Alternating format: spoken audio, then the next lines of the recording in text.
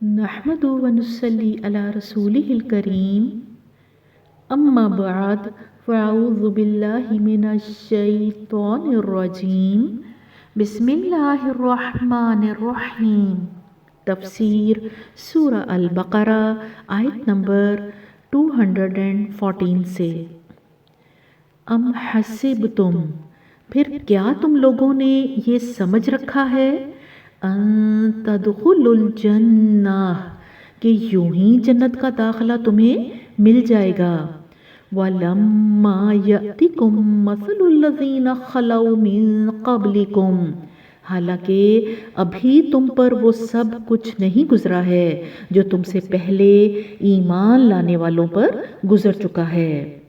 مَسَّتْهُمُ الْبَأْسَاءُ وَالضَّرَّاءُ وَزُلْزِلُوا، ان پر سختیاں گزریں، مصیبتیں آئیں، ہلا مارے گئے، حَتَّى يَقُولَ الرَّسُولُ، حتیٰ کہ وقت کا رسول اور اس کے ساتھی اہل ایمان چیخ اٹھے، وَالَّذِينَ آمَنُوا مَعَهُ مَتَىٰ نَصْرُ اللَّهِ، کہ اللہ کی مدد کب آئے گی، اَلَا إِنَّ نَصْرَ اللَّهِ قریب، اس وقت انہیں تسلی دی گئی کہ ہاں اللہ کی مدد قریب ہے۔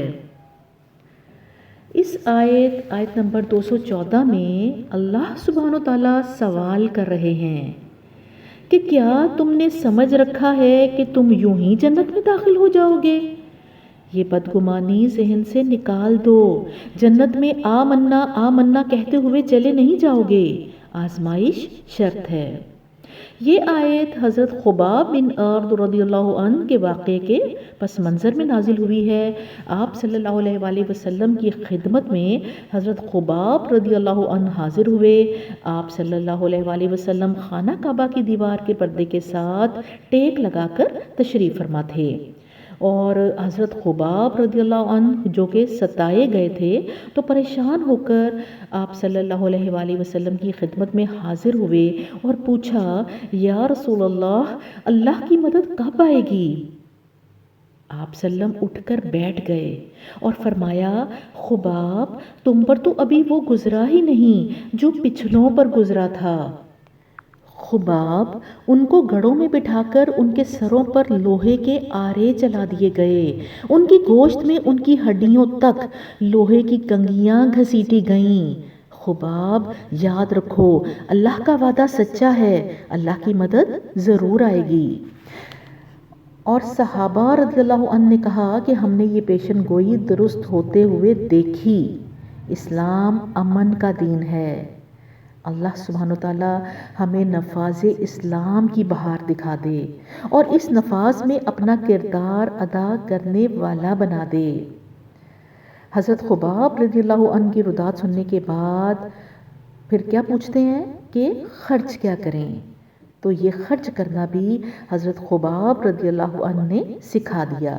آگے دیکھیں آیت نمبر 215 میں، یسألونک ماذا ینفقون، لوگ پوچھتے ہیں ہم کیا خرچ کریں، قل ما انفقتم من خیر فللوالدین والاقربین، جواب دو کہ جو مال بھی تم خرچ کرو اپنے والدین پر، رشتہ داروں پر، والیتامی، یتیموں پر، والمساکین، اور مسکینوں، وابن السبیل، اور مسافروں پر خرچ کرو، وما تفعلوا من خیر فإن اللہ بہ علیم، اور جو بھلائی بھی تم کرو گے اللہ اس سے باخبر ہوگا۔ آپ صلی اللہ علیہ وآلہ وسلم کسی بھی سوالی کو خالی ہاتھ نہیں لوٹاتے تھے۔ اگر آپ کے پاس کچھ نہ ہوتا تو دوبارہ آنے کا تذکرہ فرما دیتے تھے۔ آپ صلی اللہ علیہ وآلہ وسلم کے دینے کا انداز اور شان کیا تھی کہ رسول اللہ صلی اللہ علیہ وآلہ وسلم کے پاس ایک سوالی آیا اور آپ صلی اللہ علیہ وسلم کے پاس بکریوں کا ریوڑ تھا، آپ نے اسے وہ سب دے دیا۔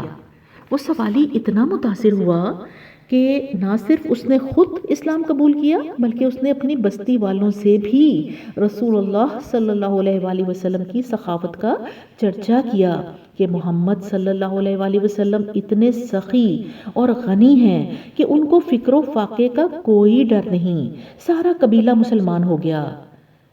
اب بتائیں کہ دین کیسے پھیلا تھا؟ تلوار کے زور پر نہیں پھیلا تھا، اخلاص اور اخلاق کے زور پر پھیلا تھا۔ آپ صلی اللہ علیہ وآلہ وسلم نے فرمایا کہ میں نہیں چاہوں گا کہ میرے پاس ڈھیر سارا مال ہو اور 3 دن اور 3 راتیں اس حال میں گزریں کہ میرے پاس کچھ بھی ہو۔ یہ بخاری کی حدیث ہے۔ آپ صلی اللہ علیہ وآلہ وسلم پر قرض تھا، خادم تشریف لائے، قرض کا ذکر کیا اور جس شخص کا قرض واجب الادا تھا اس کا تذکرہ کیا کہ وہ شخص اپنا قرض واپس مانگ رہا ہے۔ آپ صلی اللہ علیہ وسلم نے کل قرض کی ادائیگی کا تذکرہ اور تاکید بھی فرمائی۔ اتنی دیر میں رئیس فدق کی طرف سے تحفوں اور ہدیوں کا لدا ہوا قافلہ آ گیا۔ آپ صلی اللہ علیہ وسلم نے فرمایا کہ قرض کے برابر مال رکھ لو اور باقی سارا مال غریبوں اور مسکینوں میں اللہ کی راہ میں خرچ کر دو۔ شام کو آپ صلی اللہ علیہ وآلہ وسلم نے پوچھا کیا مال تقسیم ہو گیا؟ مال اتنا زیادہ تھا کہ تقسیم ممکن ہی نہ تھی۔ آپ صلی اللہ علیہ وآلہ وسلم گھر تشریف نہ لے کر گئے۔ اگلے دن جب بتایا گیا کہ مال تقسیم ہو گیا تو آپ صلی اللہ علیہ وسلم نے شکرانے کے 2 نوافل پڑھے اور پھر اپنے گھر تشریف لے گئے۔ ان کا مال جب خرچ ہوتا تھا تو وہ شکرانے کے نوافل پڑھتے تھے۔ یہاں مال گھروں میں آتا ہے تو نوافل پڑھے جاتے ہیں۔ یہ وہ تھے جن کو اللہ سے سودے کا یقین تھا۔ کاشانہ رسول میں بکری ذبح ہوئی۔ حضرت عائشہ رضی اللہ عنہا نے نبی صلی اللہ علیہ وسلم کی پسند کا خیال رکھتے ہوئے شانے کا گوشت رکھ لیا۔ آپ صلی اللہ علیہ وسلم تشریف لائے اور پوچھا گیا تو حضرت عائشہ نے کہا بکری تو خرچ ہو گئی، شانہ بچ گیا ہے۔ آپ صلی اللہ علیہ وسلم نے تربیت فرمائی، عائشہ یوں نہ کہو بلکہ کہو بکری بچ گئی، شانہ خرچ ہو گیا، کیونکہ جو کچھ ہم کھا لیتے ہیں وہ اڑ جاتا ہے اور جو اللہ کی راہ میں خرچ کر دیتے ہیں وہ باقی بچ جاتا ہے۔ آیت نمبر 216 کتب علیکم القتال وہو کرہ لکم وعسى ان تکرہوا شیئا وہو خیر لکم۔ تمہیں جنگ کا حکم دیا گیا ہے اور وہ تمہیں ناگوار ہے۔ ہو سکتا ہے کہ ایک چیز تمہیں ناگوار ہو اور وہی تمہارے لیے بہتر ہو۔ وَعَسَىٰ أَن تُحِبُّوا شَيْئًا وَهُوَ شَرٌّ لَكُمْ۔ اور ہو سکتا ہے کہ ایک چیز تمہیں پسند ہو اور وہی تمہارے لیے بری ہو۔ وَاللَّهُ يَعْلَمُ وَأَنْتُمْ لَا تَعْلَمُونَ۔ اللہ جانتا ہے تم نہیں جانتے۔ آیت نمبر 217 يَسْأَلُونَكَ عَنِ الشَّهْرِ الْحَرَامِ قِتَالٍ فِيهِ۔ لوگ پوچھتے ہیں ماہ حرام میں لڑنا کیسا ہے؟ قُلْ قِتَالٌ فِيهِ كَبِيرٌ، کہو اس میں لڑنا بہت برا ہے۔ وَصَدٌّ عَن سَبِيلِ اللَّهِ وَكُفْرٌ بِهِ وَالْمَسْجِدِ الْحَرَامِ، مگر راہ خدا سے لوگوں کو روکنا اور اللہ سے کفر کرنا اور مسجد حرام کا راستہ خدا پرستوں پر بند کرنا، اور وَإِخْرَاجُ أَهْلِهِ مِنْهُ أَكْبَرُ عِندَ اللَّهِ، اور حرم کے رہنے والوں کو وہاں سے نکالنا اللہ کے نزدیک اس سے بھی زیادہ برا ہے۔ وَالْفِتْنَةُ أَكْبَرُ، اور فتنہ خون ریزی سے شدید تر ہے۔ وَالْفِتْنَةُ أَكْبَرُ مِنَ الْقَتْلِ، اور فتنہ خون ریزی سے شدید تر ہے۔ وَلَا يَزَالُونَ يُقَاتِلُونَكُمْ، وہ تو تم سے لڑے ہی جائیں گے، حَتَّى يَرُدُّوكُمْ عَن دِينِكُمْ، حَتَّى يَرُدُّوكُمْ عَن دِينِكُمْ إِنِ اسْتَطَاعُوا، حتیٰ کہ اگر ان کا بس چلے تو تمہیں اس دین سے پھیر لے جائیں۔ وَمَن يَرْتَدِدْ مِنْكُمْ عَن دِينِهِ فَيَمُتْ وَهُوَ كَافِرٌ فَأُولَئِكَ حَبِطَتْ أَعْمَالُهُمْ فِي الدُّنْيَا وَالْآخِرَةِ اور یہ خوب سمجھ لو، تم میں سے جو کوئی اس دین سے پھرے گا اور کفر کی حالت میں جان دے گا، اس کے اعمال دنیا اور آخرت دونوں میں ضائع ہو جائیں گے۔ وَأُولَئِكَ أَصْحَابُ النَّارِ، ایسے سب لوگ جہنمی ہیں، ہم فیہا خالدون، اور ہمیشہ جہنم ہی میں رہیں گے۔ پچھلی آیت میں ماہ حرام کا تذکرہ ہوا، اس میں لڑنے کی حرمت بیان ہوئی۔ یہ آیت حضرت عبداللہ بن جحش رضی اللہ عنہ کے ایک واقعے کے پس منظر میں نازل ہوئی۔ حضرت عبداللہ بن جحش رضی اللہ عنہ حضرت محمد صلی اللہ علیہ وآلہ وسلم کے پھوپھی ذات ہیں، ام المومنین حضرت زینب رضی اللہ عنہا کے بھائی ہیں۔ یہ وہ ہیں کہ جن کا واقعہ ہم نے غزوہ احد میں پڑھا تھا کہ انہوں نے شہادت کی دعا کی تھی اور دعا اللہ نے قبول بھی کی تھی۔ حضرت عبداللہ یوں ہی مشرکین مکہ کی سرگرمی پر نقل و حرکت کو دیکھنے کے لیے گئے تھے، یعنی نبی صلی اللہ علیہ وآلہ وسلم نے مشرکین مکہ کی سرگرمی پر نقل و حرکت کو دیکھنے کے لیے انہیں وہاں بھیجا تھا۔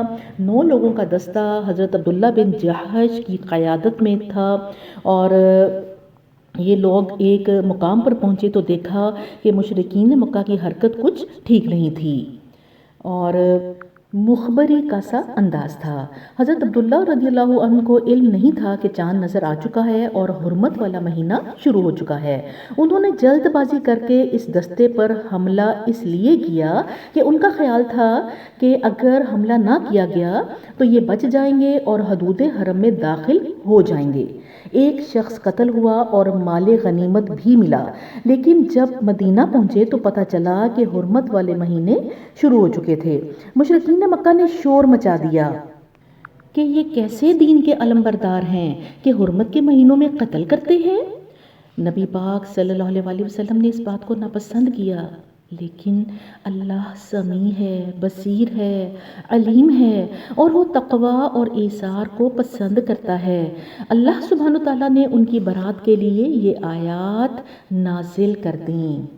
آگے آ جائیں آیت نمبر 218 پر۔ ان الذین آمنوا والذین ہاجروا وجاہدوا فی سبیل اللہ، برخلاف اس کے جو لوگ ایمان لائے ہیں اور جنہوں نے خدا کی راہ میں اپنا گھر بار چھوڑا اور جہاد کیا ہے، اولئک یرجون رحمت اللہ، وہ رحمت الہی کے جائز امیدوار ہیں۔ واللہ غفور الرحیم، اللہ ان کی لغزشوں کو معاف کرنے والا اور اپنی رحمت سے انہیں نوازنے والا ہے۔ یہاں پر اللہ سبحانہ تعالیٰ نے جہاد اور ہجرت کے بدلے میں ملنے والے انعامات کا وعدہ کیا ہے۔ رب اغفر وارحم وانت خیر الراحمین۔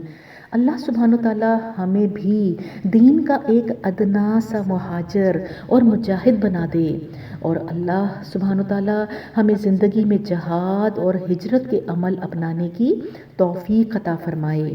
آگے آ جائیں آیت نمبر 219۔ یسألونک عن الخمر والمیسر، پوچھتے ہیں شراب اور جوئے کا کیا حکم ہے۔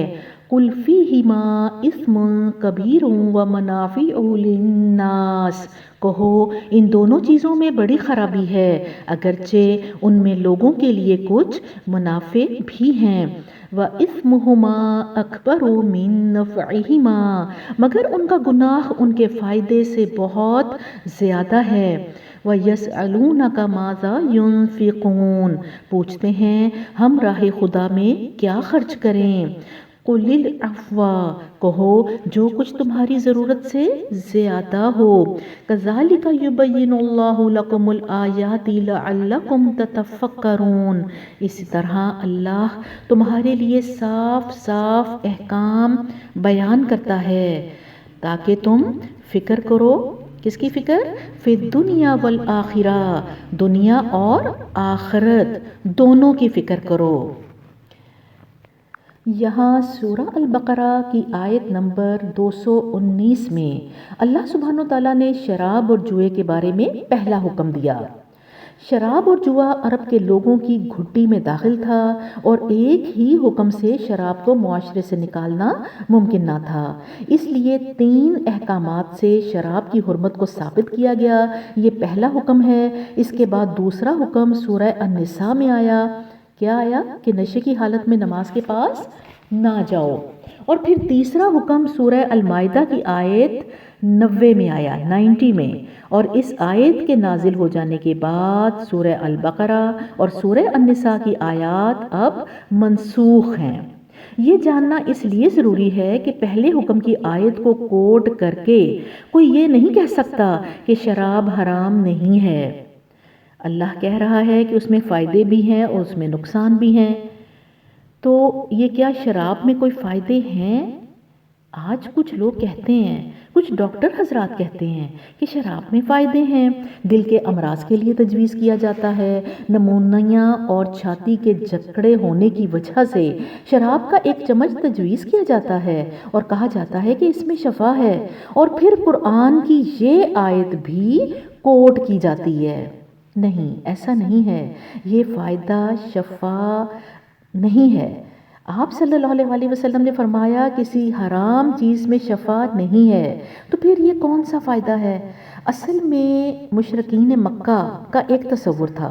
ان کے ہاں یہ طریقہ تھا کہ ان کے رئیس مالدار میلوں ٹھیلوں میں جاتے تھے، وہاں شراب پیتے تھے، نشے میں دھت ہو کر جوا کھیلتے تھے، اور جوے میں جو رقم ملتی تھی اس کو غریبوں میں تقسیم کر دیتے تھے یا کھلاتے پلاتے تھے۔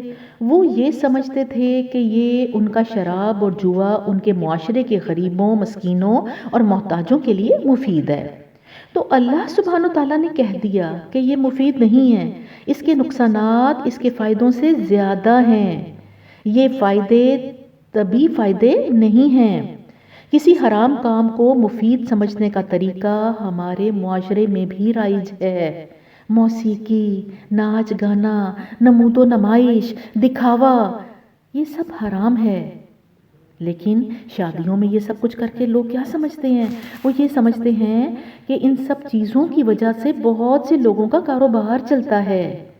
تو آج کل ہمارا رویہ بالکل مشرکین کا سا رویہ ہے۔ اللہ سبحانہ وتعالیٰ ہمیں ان رویوں کو سمجھنے اور ان سے بچنے کی توفیق دے۔ آگے دیکھیے، وَيَسْأَلُونَكَ عَنِ الْيَتَامَى، پوچھتے ہیں یتیموں کے ساتھ کیا معاملہ کیا جائے۔ قُلْ، کہو، اِصْلَاحٌ لَهُمْ خَيْرٌ، جس طرز عمل میں ان کے لیے بھلائی ہو وہی اختیار کرنا بہتر ہے۔ وَإِن تُخَالِطُوهُمْ فَإِخْوَانُكُمْ، اگر تم اپنا اور ان کا خرچ اور رہنا سہنا مشترک رکھو تو اس میں کوئی مضائقہ نہیں، آخر وہ تمہارے بھائی بند ہی تو ہیں۔ واللہ یعلم المفسد من المصلح، برائی کرنے والے اور بھلائی کرنے والے دونوں کا حال اللہ پر روشن ہے۔ ولو شاء اللہ لأعنتکم، اللہ چاہتا تو اس معاملے میں تم پر سختی کرتا۔ ان اللہ عزیز حکیم، مگر وہ صاحب اختیار ہونے کے ساتھ صاحب حکمت بھی ہے۔ اس آیت کے نزول سے پہلے قرآن میں یتیموں کے حقوق کی حفاظت کے متعلق بار بار سخت احکام آ چکے تھے، اور یہاں تک فرما دیا گیا تھا کہ یتیم کے مال کے پاس نہ پھٹکو، اور یہ کہ جو لوگ یتیموں کا مال ظلم کے ساتھ کھاتے ہیں وہ اپنے پیٹ آگ سے بھرتے ہیں۔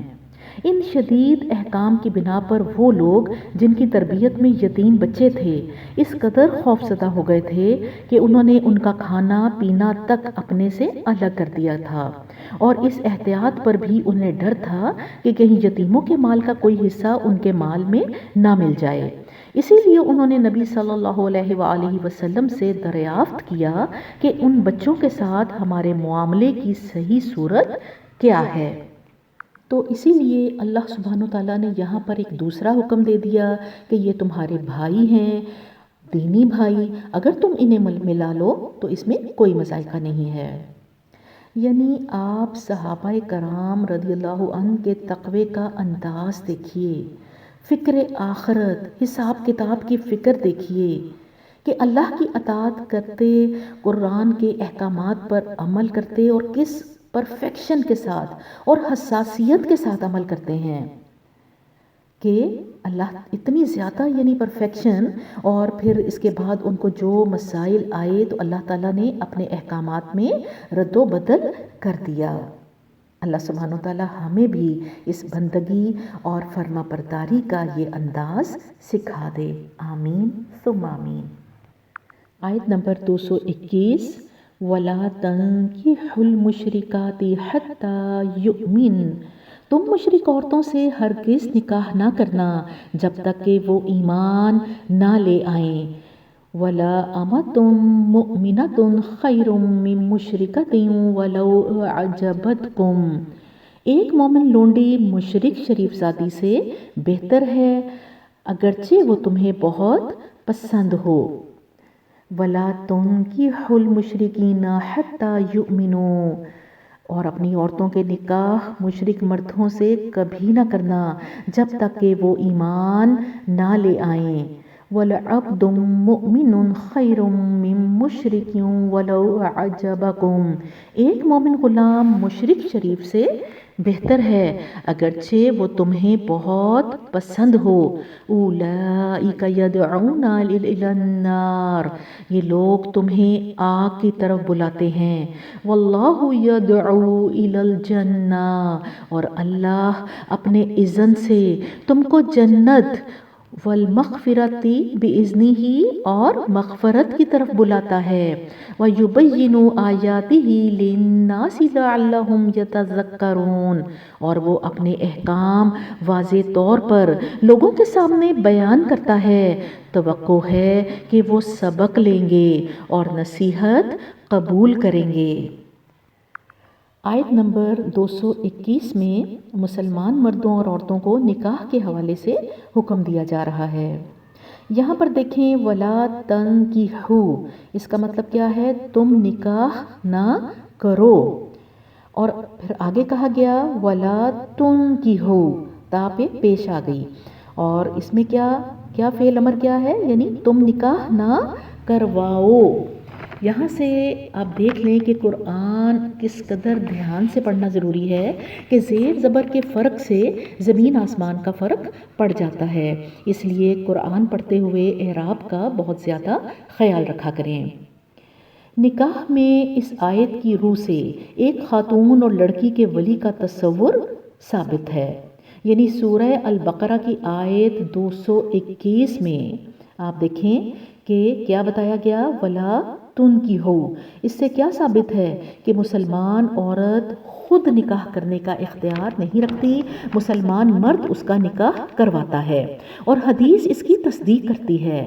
آپ صلی اللہ علیہ وآلہ وسلم نے فرمایا لا نکاح الا بولی، یعنی نکاح نہیں ہے سوائے ساتھ ولی کے، یعنی ولی کی رضامندی، اجازت اگر موجود نہیں تو تب تک نکاح نہیں ہو سکتا۔ حضرت عائشہ رضی اللہ عنہا کی روایت ہے کہ وہ نکاح جو ولی کی رضامندی کے بغیر کیا جائے وہ نکاح نہیں ہے، وہ نکاح نہیں ہے۔ تو ظاہراً اگر وہ نکاح نہیں ہے تو اس نکاح کے بعد جو جسمانی تعلق ہوگا وہ حلال نہیں ہوگا اور وہ زنا کے زمرے میں ہوگا۔